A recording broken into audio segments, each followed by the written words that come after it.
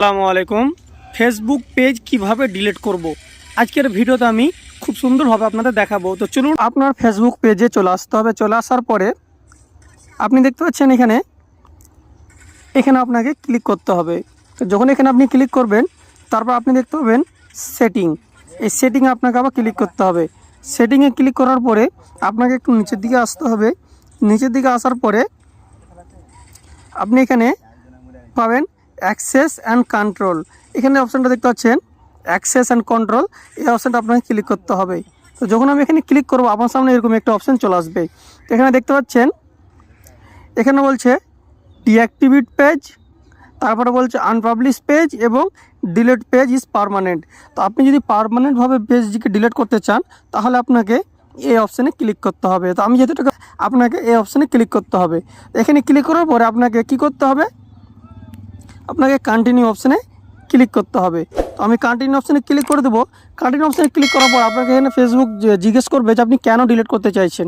তো এগুলোর মধ্যে যে কোনো একটি আপনি ইউজ করে নেবেন। তো আমি করে I don't find this page useful. তো আমি নিচের অপশানটি ক্লিক করে নেব। ক্লিক করে নেওয়ার পরে আমাকে কী করতে হবে, আবার কন্টিনিউ ক্লিক করতে হবে। আমাকে আবার কন্টিনিউ ক্লিক করতে হবে। কন্টিনিউ ক্লিক করার পরে আপনি যদি আপনার ফেসবুক পেজের যদি কোনো তথ্য যদি আপনি ডাউনলোড করে রাখতে চান বা সেভ করে রাখতে চান, তাহলে আপনি এখান থেকে আপনার ইনফো ডাউনলোড করতে পারবেন এবং আপনার এখান থেকে সেভ পোস্ট অ্যাচিভ করতে পারবেন। তা আমি কী করবো, আমার কিছুই প্রয়োজন নেই। আমি কী করবো, সোজা এটাকে ডিলিট করবো। তার জন্য আমাকে কন্টিনিউ অপশানে ক্লিক করতে হবে। তো কন্টিনিউ অপশানে ক্লিক করার পরে আপনার যে ফেসবুকের আইডি, পাসওয়ার্ডটি যে আইডির মাধ্যমে পেজটি করা আছে, সেই আইডির আপনাকে এখানে ফেসবুক পাসওয়ার্ডটি দিতে হবে। আবার কি করতে হবে, কন্টিনিউ অপশানে ক্লিক করতে হবে। তো আমি কন্টিনিউ অপশানে ক্লিক করে দিলাম। ক্লিক করে দেওয়ার পরে আপনাকে এখানে আবার পারমিশন চাইবে ডিলিট পেজ। তো আপনাকে এই অপশানে ক্লিক করতে হবে। তো এখানে একটা আপনাকে খেয়াল করে রাখতে হবে যে আপনি যদি ফেসবুক পেজটি পুনরায় ফেরত পেতে চান, তাহলে আপনাকে 30 দিনের মধ্যে কিন্তু আপনি ফেরত পাবেন, এখানে লেখা রয়েছে। ঠিক আছে, 30 দিন পর্যন্ত আপনার আইডিটি কিন্তু থাকবে।